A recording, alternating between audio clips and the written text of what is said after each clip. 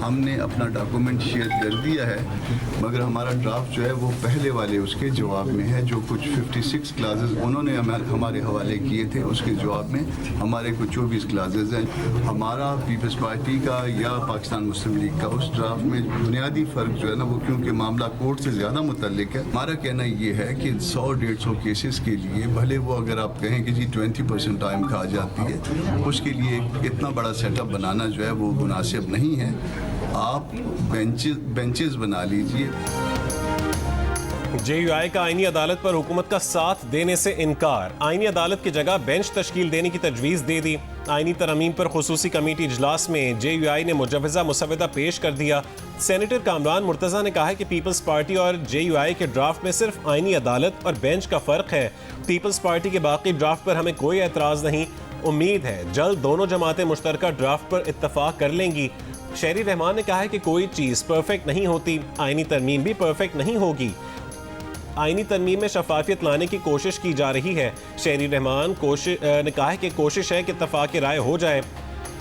शहरी रहमान और नवीद कमर सेनेटर कामरान मुर्तज़ा के साथ जरदारी हाउस रवाना। पीपल्स पार्टी और JUI के मुश्तरका ड्राफ्ट पर इजलास कुछ देर बाद होगा।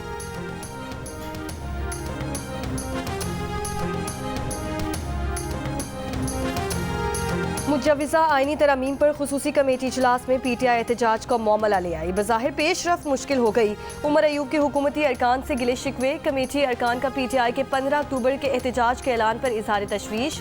उमर अयूब ने कहा कि एहतजाज करना हमारा आईनी हक है। हुकूमत ने फसादियत की इंतहा कर दी है, कारकुनों का जीना दोभर कर रखा है। कमेटी अरकान ने कहा कैसे हो सकता है कि एक तरफ तरमीम के लिए इत्तफाकी राय पैदा करे, दूसरी तरफ इंतशारी सियासत। उमर अयूब बोले आईनी तरमीम पर अपना मौक़िफ़ खुलकर पेश करेंगे। उम्मीद है हमेशा की तरह हमारी आवाज़ नहीं दबाई जाएगी। कमेटी इजलास में आमद पर चेयरमैन PTI बैरिस्टर गौहर ने कहा कि आज PTI की तरफ से कोई मुसविदा पेश नहीं किया जाएगा। देखेंगे हुकूमत आज किन मामलात पर बात करती है। आज के इजलास में बिलावल भुट्टो जरदारी और मौलाना फजलुर रहमान शरीक नहीं हुए।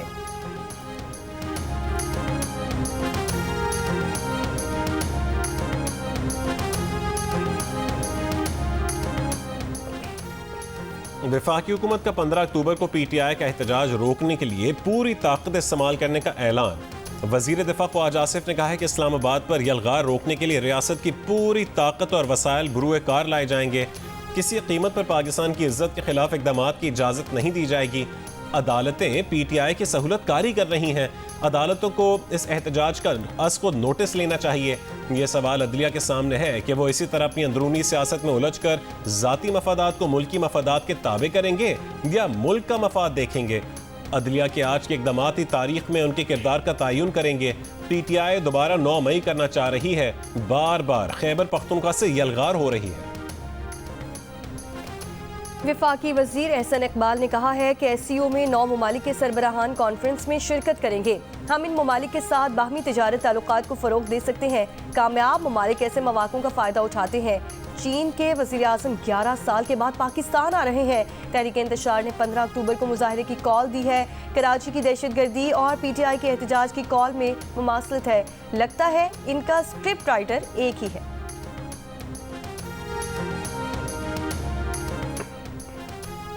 PTI किसके कहने पर, किसके एजेंडे पर 15 अक्टूबर को एहतजाज करने जा रही है? क्या SCO इजलास के मौके पर D चौक पर एहतजाज से बानी PTI रिहा हो जाएंगे? गवर्नर खैबर पख्तूनख्वा फैसल करीम कुंडी के सवालात। कहा कि मुल्क में अदम इस्तेहकाम दुश्मनों का एजेंडा है, ये मुल्क दुश्मनी का काम कर रहे हैं।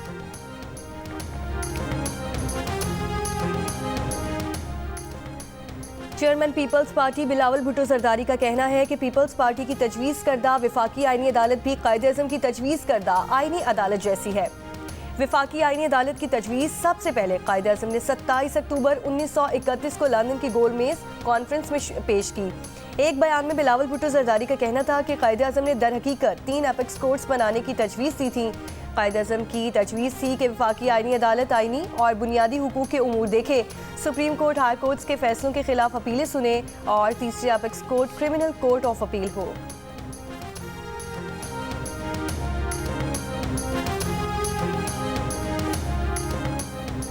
ऑपोजिशन आईनी तरमीम पर सिर्फ तनकीद ना करे, अपनी तजावीज़ भी दे। खुसूसी कमेटी के इजलास के लिए आमद पर गुफ्तगू में वज़ीर क़ानून आज़म नज़ीर तारण ने कहा सिर्फ तनकीद से मसला हल नहीं होगा। पीपल्स पार्टी के राजा परवेज अशरफ ने कहा है कि तरमीम किसी शख्स से मुतालिक तो नहीं, मामला दुरुस्त समत में जा रहे हैं। मौलाना फजलुर रहमान ने बिलावल भुट्टो से कहा है कि मुसवदा शेयर करके मुतफ़िक़ा मुसवदा तैयार करेंगे।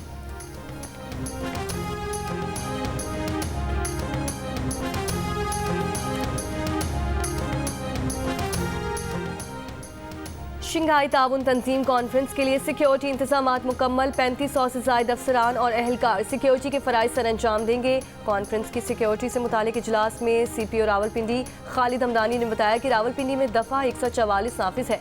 किसी भी गैर कानूनी इज्तिमा की इजाज़त नहीं। डबल सवारी पर मुकम्मल पाबंदी होगी। शंघाई ताउन तंजीम के सरबराही इजलास के लिए फाकी दारुल हुकूमत में सजावट मुकम्मल। इंतजामात को हतमी शक्ल दे दी गई है। पंजाब के 5 अजला में DG खान, लिया, मुजफ्फरगढ़ और राजनपुर समेत कोटद्दू में 12 से 14 अक्टूबर तक 3 दिन के लिए दफ़ा 144 नाफिज। सियासी इज्तिमा और धरने पर पाबंदी आयद कर दी गई।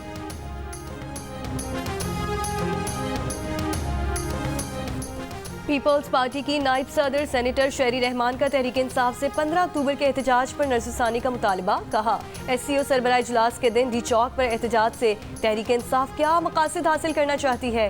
क्या तहरीक इंसाफ चाहती है कि मुल्क में कोई गैर मुल्की वक्त ना आए?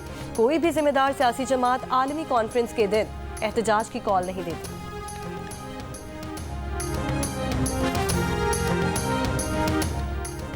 कराची एयरपोर्ट के करीब धमाका, मुल्क दुश्मन गैर मुल्की खुफिया एजेंसी की मदद से किया गया। खुदकुश धमाके की जिम्मेदारी कलअदम तंजीम बलोचिस्तान लिबरेशन आर्मी ने कबूल की। CTD ने कराची एयरपोर्ट के करीब धमाके की इब्तदाई रिपोर्ट इस्तदाद दहशतगर्दी अदालत में पेश कर दी। रिपोर्ट के मुताबिक दहशतगर्द ने अपनी गाड़ी को चीनी बाशिंदों के काफिले की गाड़ियों के करीब लाकर धमाके से उड़ाया। धमाके में 2 चीनी बाशिंदों समेत 3 अफराद हलाक और 12 से ज़्यादा जख्मी हुए। धमाके में 15 गाड़ियां मुकम्मल तौर पर तबाह हो गईं। वाक़े का मुकदमा थाना एयरपोर्ट के SHO की मुद्दत में दर्ज कर लिया गया।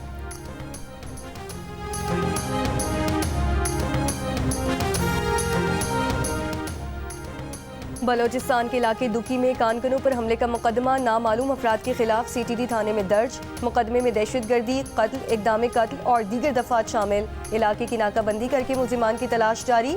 दुकी में कोयला कानकनों पर दस्ती बमों और रॉकेटों से हमलों में 21 कानकन जाम भाग और 7 अफराद जख्मी हुए थे। हुकूमती इत्तेहादी MQM पाकिस्तान के रहनुमा फारूक सत्तार ने कहा है कि आईनी तरमीम किसी उसूल पर नहीं बल्कि सियासी मफादात की बुनियाद पर हो रही है। MQM ने अब तक आईनी तरमीम का मुसवदा ही नहीं देखा है। जो आईनी इस्लाहात लाई जा रही हैं वो सियासी ज़रूरतों को देख कर लाई जा रही हैं। अगर PTI हुकूमत में होती तो वो भी इसी किस्म की आईनी तरमीम लाती। PTI भी असूली तौर पर आईनी अदालत और जजेस की तकर्री में पार्लियामान के किरदार बढ़ाने पर मुत्तफिक है।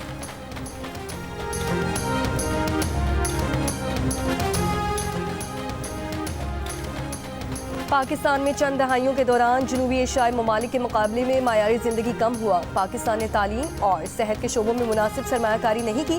पाकिस्तान में गुर्बत की शरह 40% है। हुकूमत बासर कारोबारों को सब्सिडी या टैक्स सहूलियात फराहम करती है, जिससे मुसाबकत और पैदावारी सलाहियत मुतासिर हुई। IMF की रिपोर्ट जारी। पाकिस्तान की शरह नमू माली साल 2024-25 से 2028-29 के दरमियान 3.2 से 4.5% रहने का अंदाज़ा है। इस दौरान महंगाई 9.5 से 6.5% रहने का इम्कान।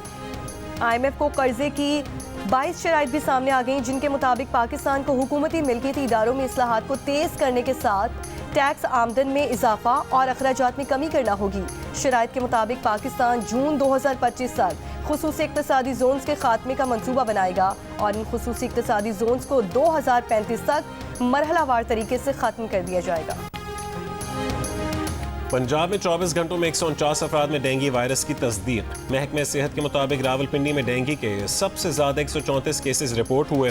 पंजाब में रवा साल डेंगू वायरस से मुतासर अफराद की तादाद 3285 हो गई। कराची में रवा महीने डेंगू के 114 केसेस सामने आए। रवा साल शहर में डेंगू के अब तक 1497 केसेस रिपोर्ट हो चुके हैं।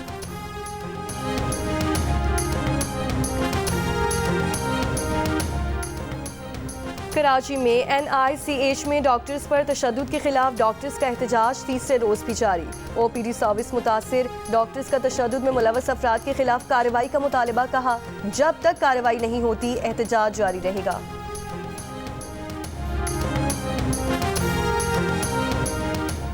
सदर मुमलिकत आसिफ अली जरदारी तुर्कमानिस्तान का 2 रोज़ा सरकारी दौरा मुकम्मल करके वतन वापस पहुंच गए। दौरे के दौरान सदर जरदारी की रूसी सदर से साइडलाइन मुलाकात, अशकाबाद में मुनक्किदा बैनुल-अक़वामी फोरम में शिरकत, सदर पाकिस्तान आसिफ अली जरदारी का दौरे तुर्कमानिस्तान में मोहब्बतों का मुनफरिद अंदाज, हवाई अड्डे पर मकामी बच्चों का रिवायती नमकीन रोटी के साथ सदर का इस्तकबाल।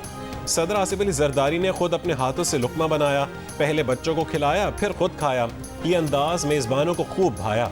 सदर के साथ नायब वज़ीर आज़म इसाक डार भी मौजूद थे। इसाक डार के बेटे अली डार ने वीडियो शेयर की, लिखा कि पाकिस्तान को ऐसे ही मोहब्बतों से भरे मनाजिर की ज़रूरत है।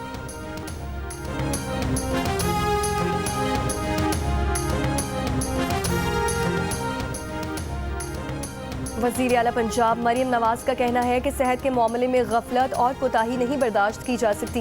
पंजाब के हर अस्पताल को बेहतर से बेहतरीन करना चाहते हैं। वज़ीर आला पंजाब ने इंडस अस्पताल के न्यू एमरजेंसी ब्लॉक का इफ्तिताह किया, मुख्तलिफ शोबों का दौरा और एमरजेंसी वार्ड में ज़ेरे इलाज बच्चों से मुलाकात की। वज़ीर आला पंजाब ने मरीजों और तीमारदारों से सहूलतों से मुतालिक भी दरियाफ्त किया।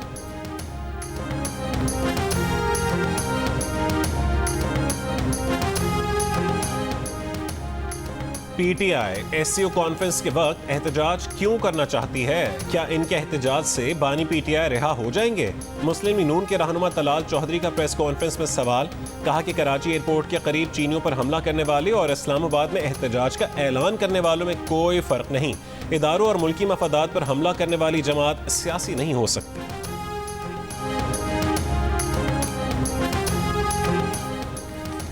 जिला कुरम में 2 कबाइल में फायरिंग से 11 अफराद जान बहक और 6 जख्मी हो गए। जख्मियों को अस्पताल मुंतकिल कर दिया गया। पुलिस और सिक्योरिटी फोर्सेस कुंजलीज़ई पहुंच गईं। डिप्टी कमिश्नर ने बताया कि हालात मामूल पर लाने के इक़दाम कर रहे हैं। जिरगा रुकन और साबिक एमएनए पीर हैदर अली शाह का कहना है कि जिरगा मेंबरान कबाइल के माबैन अमन मुआहिदे के लिए पहले से ही मौजूद हैं। कराची के इलाके कोरंगी में खातून मुलजिमा ने लिफ्ट लेने के बहाने मोटरसाइकिल सवार को लूट लिया। शहरी ने मुकदमा दर्ज करवाने के लिए दरखास्त थाने में जमा करवा दी। दरखास्त में कहा गया कि कोरंगी सिंगर चौरंगी पर खातून ने लिफ्ट मांगी। नकाब पोश मुलजिमा के बैकअप पर 2 मोटरसाइकिल सवार 3 मुलजिमान थे। कोरंगी नंबर 5 पर मुलजिमा को उतरने का कहा तो उसने असलहे के जोर पर रकम और मोबाइल फ़ोन छीन लिया और साथियों के हमरा फरार हो गई। बुहेरा अरब में हवा के कम दबाव में कल तक मजीद शिद्दत आने का इम्कान, सिस्टम की डिप्रेशन में तब्दील होने का खदशा। महकमा मौसमियात के मुताबिक हवा का कम दबाव कराची से 900 किलोमीटर दूर है। मजीद शिद्दत इख्तियार करके डिप्रेशन बन सकता है। सिस्टम से पाकिस्तान के किसी भी साहली इलाके को फिलहाल कोई खतरा नहीं। सिस्टम के जेर असर आज से 14 अक्टूबर तक थरपारकर, उमरकोट, बदीन और सुजावल के अजला में आंधी और गरज चमक के साथ बारिश का इम्कान।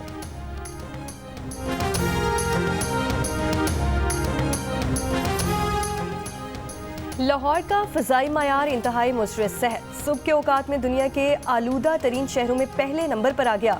लाहौर में स्मॉग की शिद्दत में इजाफे का खदशा, माहिरीन ने खबरदार किया है कि अक्टूबर और नवंबर में मौसम खुश्क रहने की वजह से स्मॉग बढ़ने के इम्कान।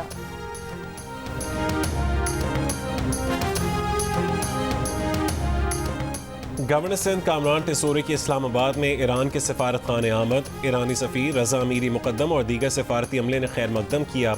गवर्नर सिंध ने कहा कि तिजारत में इजाफा और वफूद के तबादलों से ताल्लुकात को मजीद मुस्तहकम किया जा सकता है। ईरानी सफ़ीर ने कहा है कि ईरान के सरमायाकार मुख्तलिफ शोबों में भरपूर दिलचस्पी रखते हैं।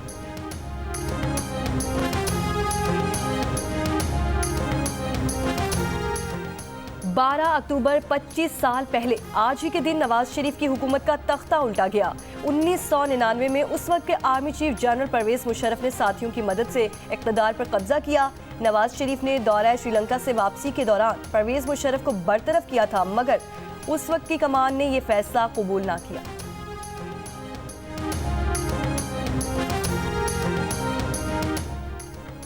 शिमाली गजा में इसराइली फोर्सेस का मुहासरा जारी। जबालिया पनाह गुज़ीन कैंप पर इसराइली फ़ज़ाई हमले में 22 फ़लस्तीनी शहीद। तिब्बी फलाही तंजीम डॉक्टर्स विदाउट बॉर्डर्स का कहना है कि जबालिया में हज़ारों लोग फंसे हुए हैं। इसराइली ज़मीनी कार्रवाई फ़ज़ाई हमलों ने इलाके को खंडर में तब्दील कर दिया है। लेबनान में 24 घंटों के दौरान इसराइली हमलों में 60 अफराद जान बहक, 168 ज़ख्मी हो गए। इसराइल ने 57 फ़ज़ाई हमलों और गोलाबारी में जनूबी लेबनान और बैरूत के जनूबी मज़ाफ़ात और वादी बेका के इलाकों को निशाना बनाया।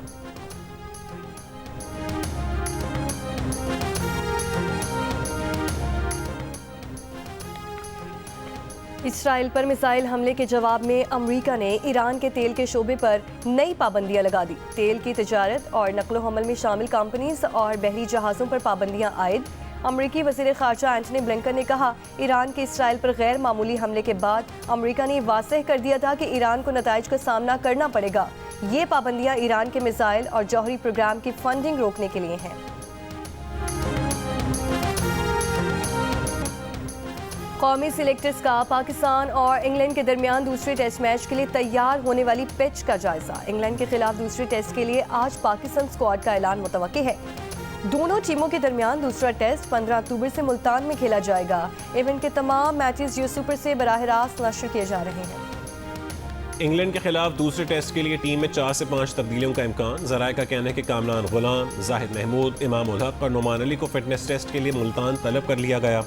नुमान अली और जाहिद महमूद को पहले टेस्ट में फिटनेस का मयार पूरा ना होने पर पहले टेस्ट के स्क्वाड से रिलीज किया गया था। पाकिस्तान और इंग्लैंड के दरमियान दूसरा टेस्ट 15 अक्टूबर को शुरू होगा।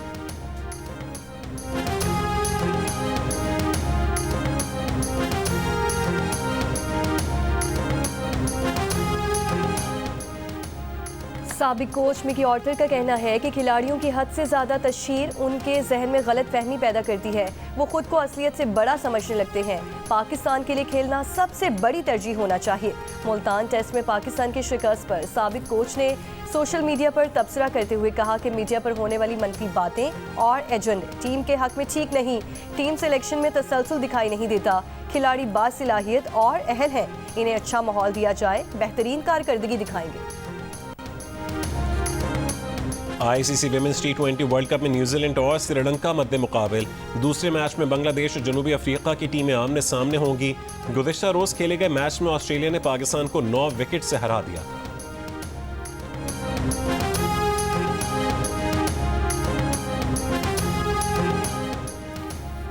पाकिस्तान विमेन फुटबॉल टीम को सॉफ्ट चैंपियनशिप के लिए NOC जारी। टीम को रवानगी से 3 घंटे कबल NOC जारी किया गया। पाकिस्तान स्पोर्ट्स बोर्ड ने इससे कबल 8 अक्टूबर को NOC के इजरा से मासरत कर ली थी। सॉफ्ट विमेन चैंपियनशिप 17 से 30 अक्टूबर तक नेपाल में खेली जाएगी। दिल का रिश्ता ऐप ने बेहतरीन परफॉर्मेंस अवार्ड जीतने की खुशी में महदूद मुद्दत के लिए डिस्काउंट ऑफर का ऐलान कर दिया।